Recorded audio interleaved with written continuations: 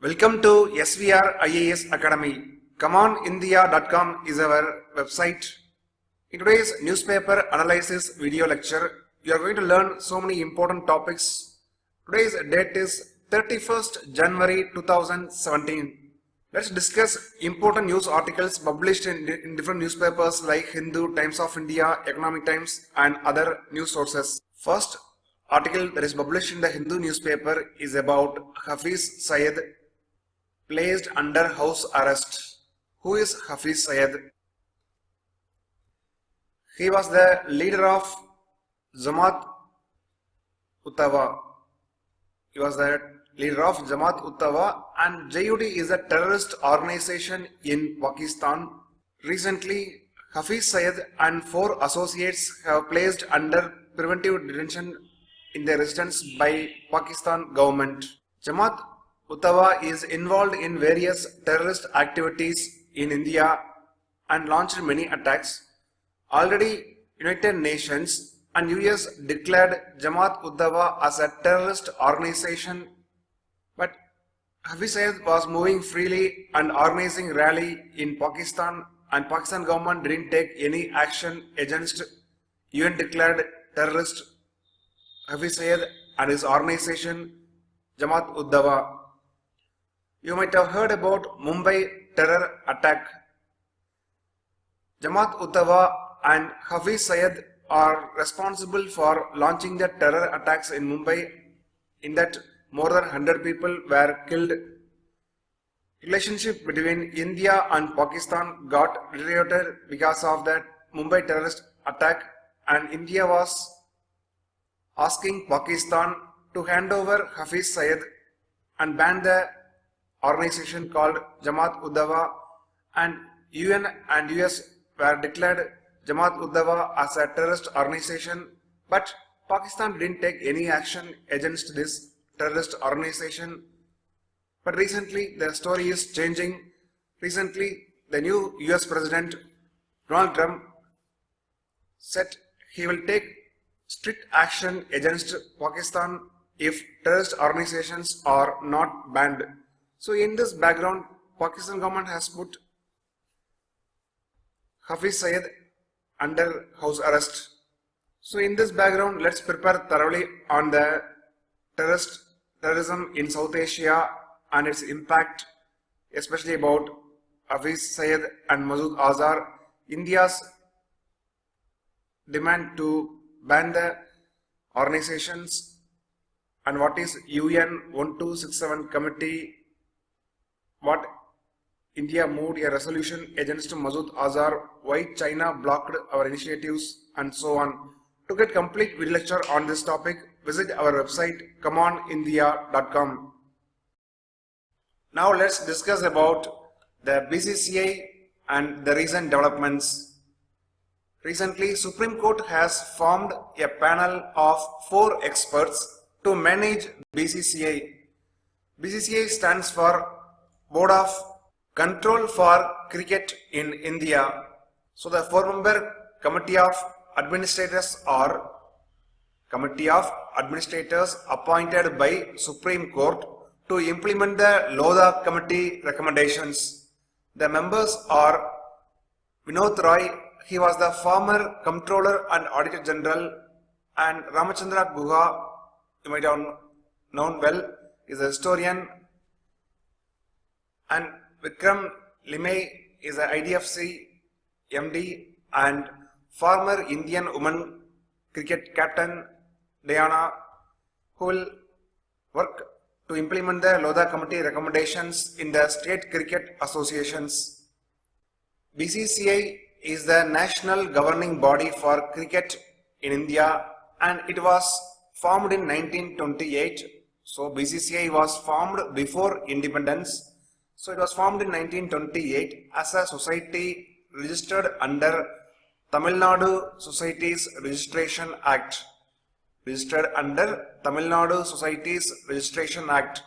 So BCCI is nothing but a consortium of state cricket associations, and state associations, they will select the representatives to run the BCCI. Another important exam point is that BCCI does not depend upon the government of India for its finances. So, government of India is not sponsoring BCCI to run the cricket in India. In the BCCI's administration, there are so many irregularities were going on.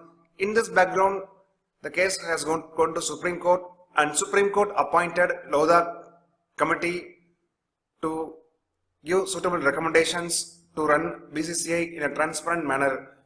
So after so many investigations, Lodha committee has given important recommendations, and Supreme Court ordered BCCI to implement the recommendations, but BCCI officials were hesitant to implement, and finally Supreme Court removed the BCCI officials, and recently it appointed 4-member committee of administrators to implement the Lodha committee recommendations. So the important exam point is that BCCI is a registered body under Tamil Nadu Societies Registration Act. These 2 points are important because the drawback of the BCCI is that its full-time members were functioning based on the directions given by the clubs and individual members who control the state cricket associations. To amend the BCCI rules and regulations, 2/3 or sometimes 3/4 majority is required. This paragraph deals with the recommendations of Lodha committee which were not accepted by the BCCI officials, especially related to the term and tenure of the elected office bearers, restrictions on the eligibilities, and formation of the Players Association, and replacing the working committee with the Apex Council, and reconstitution of the selection committee, and empowering the CEO. So these are the grey areas which was not acceptable to the BCCI officials. So in this background, let's prepare thoroughly on the BCCI and its structure and functioning, and the Lodha committee in its various recommendations. You should know all the important recommendations of the Lodha committee and its positives. To get a complete video lecture on these topics, visit our website comeonindia.com.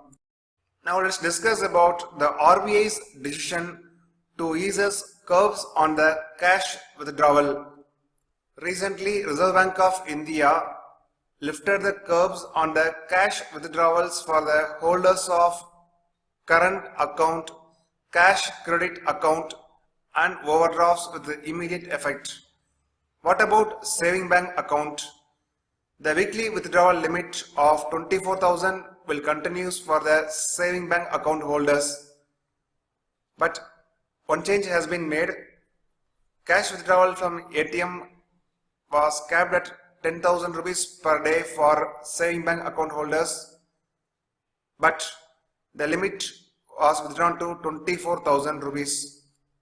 If you look at the entire picture after November 8th, when demonetization was announced, initially RBI capped at 2,000 rupees, and the 2,000 rupees limit from the ATM increased to 4,500. Now it is increased to 10,000, and recently it was increased to 24,000 rupees. On January 31st, the ATM withdrawal limit for the saving banks account holder is 24,000 rupees. The weekly withdrawal limit is also 24,000 rupees at present, but RBI says it will be lifted soon. So at present there is no limit for the withdrawals for the holders of the current account, cash credit account, and overdraft. The move is that it will ease the fund availability for the small businesses and traders. One important fact was that before November 8th, 86% of the currency in circulation was about 500 and 1,000 rupees. After demonetization announcement, 86% of the currency became invalid. So in this background, let's prepare thoroughly on the demonetization. What is the meaning of legal currency or legal tender? What are the various pros and cons of the demonetization, and its impact on Indian economy in the short term, medium term and long term. So this is a very important topic for 2017 prelims and mains examination. To get the complete video lecture on the demonetization, visit our website commandindia.com. This article has been published in the Indian Express newspaper. Is about the new system developed by NASA to track the flights worldwide. Is a space radio system. The name of the system is Space Radio System, designed and developed by NASA.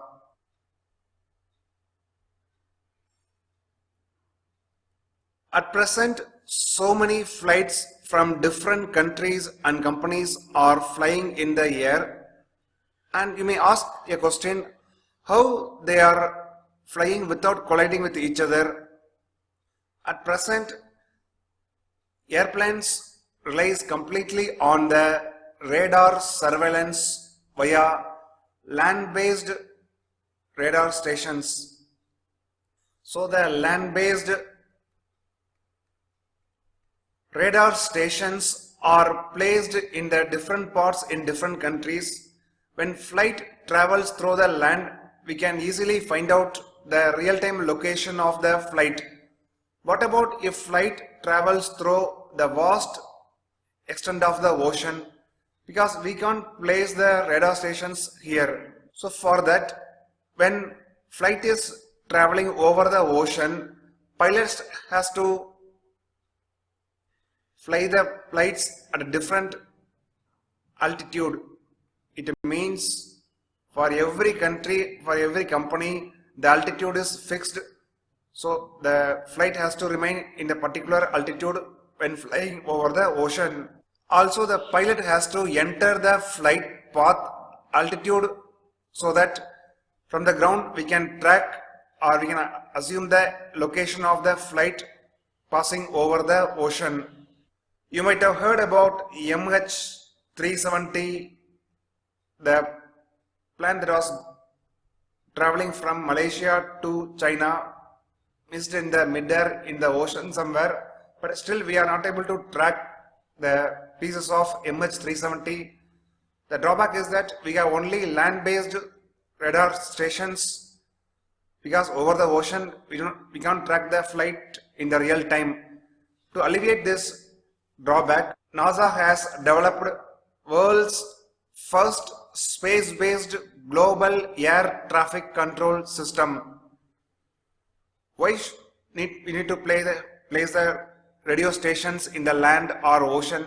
Simply place the radar stations in the space so that we can track the flights whether it flies over land or ocean. No need to worry about it.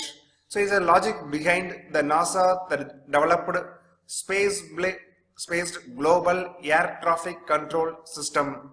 So the advantage of the system is that it can track the aircraft in real time across the globe, and it can make the air travel safer, and we can ensure that flights can be quickly located in case of mishaps. In future, if any flight is missed like MH370, in real time we can track where the flight was. The powerful radio communications network also allows us to receive data about pictures of the cryovolcanoes on Pluto or the tweets from the astronauts in the International Space Station. International Space Station is always an important area for the prelims examination. Visit our website commandindia.com to get a separate video lecture on the International Space Station.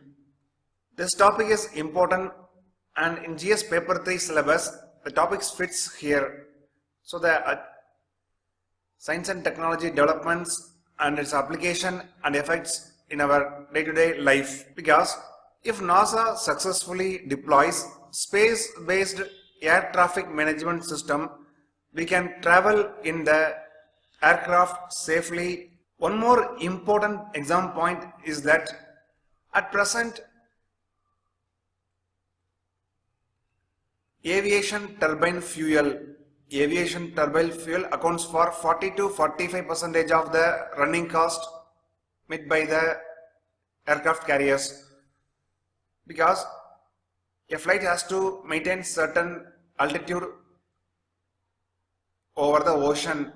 If space-based air traffic management system is applied successfully, planes can fly with less space between them. For example, is a plane 1 flies at a particular altitude means plane 2 has to fly with a lower altitude with the big difference between these two flight paths. If the NASA system is applied, the distance between the two planes can be minimized, so more flights can fly with a less space. So it saves a lot of fuel. So the main plus point is that we can save a lot of fuel. Aviation turbine fuel also leads to the climate change. It releases the greenhouse gases and it also leads to the climate change and global warming effect. So if the less fuel is used, we can reduce the impact of climate change and global warming. To get the complete picture on this topic, visit our website commandindia.com. So in this article, there are some important points for the prelims examination. As we discussed earlier, RBI, that is Reserve Bank of India, has lifted curbs on the withdrawal limits. Now, Election Commission of India has issued fresh orders. It directs the candidates for the elections in the 5 states to open current accounts for receipt of the funds and poll related expenses. So it means the candidates who are contesting the elections in 5 states have to open separate current account for the election related fund receipt and expenditure.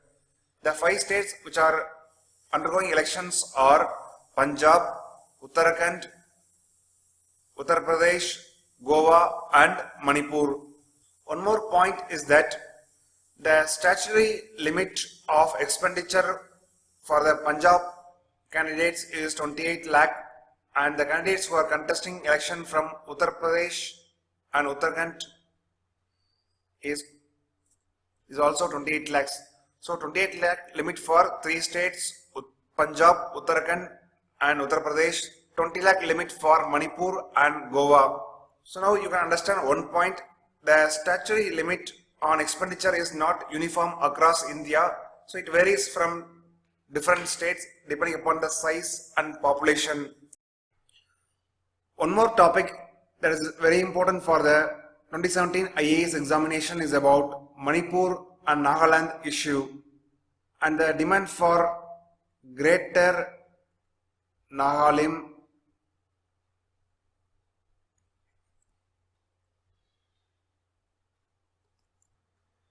Before independence, Nagaland and the region was relatively independent.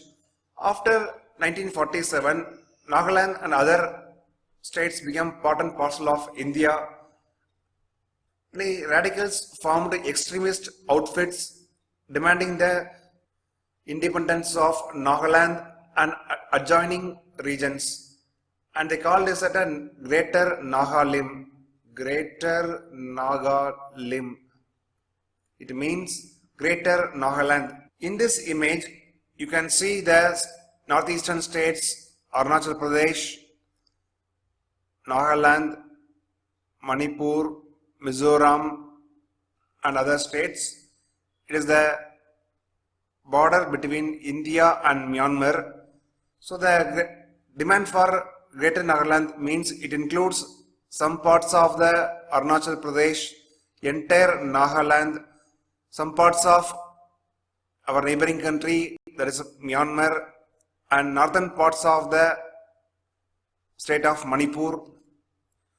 NSCN IM is a major extremist group demanding for the Greater Nagaland. So Greater Nagaland means includes this one. So whenever Nagaland issue emerges, the Naga extremists block the national highways which goes to Manipur. So because of the national highway blockade, the oil and other essential supplies to the Manipur gets blocked, and this is often coming in the news as a Manipur blockade. So recently, Manipur government has decided to create 7 new districts in the northern part of Manipur by carving the existing districts. So creation of the 7 new districts in the Manipur, especially in the northern part, will make Naga people living there as a minorities. So because of that, the Naga people started protesting and started blocking the national highways, which led to the Manipur blockade. And also you should know about UNC, that is United Naga Council. That is the umbrella body of Naga groups, and it works under the patronage of the National Socialist Council of Nagaland. National Socialist Council of Nagaland, IM.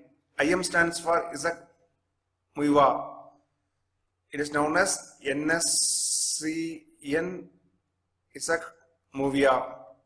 It blocked the 2 national highways which are going to the Manipur, and normal life in the Manipur disturbed, which led to the shortage of the essential commodities in the state of Manipur. So recently, central government has launched a tripartite dialogue with the United Naga Council and Manipur government.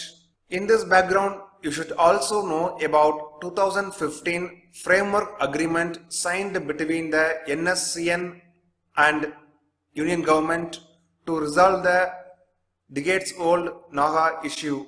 So let's prepare thoroughly on the Manipur issue and the demand for the Greater Nagaland. What is the demand of NSCN? What are the salient features of the framework agreement that was signed between the Union government and United Naga Council in 2015? How to solve the problem? To get the separate video lecture on this topic, visit our website commandindia.com. Another topic that came in the news in the Hindu newspaper is about lion-tiger hybrid born in the Russian zoo. In this image you can see the hybrid. It is called as liger. Here liger means the hybrid between lion and tiger.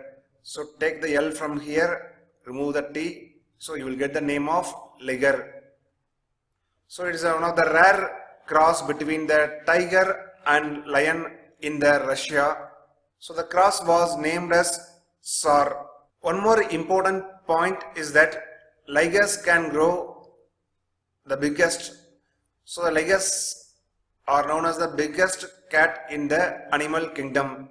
In the US, already a liger developed called as Hercules. It is currently listed in the Guinness Book of World Record.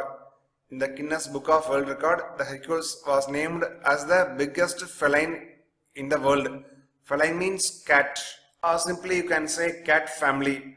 So it is important for the prelims examination, so prepare well.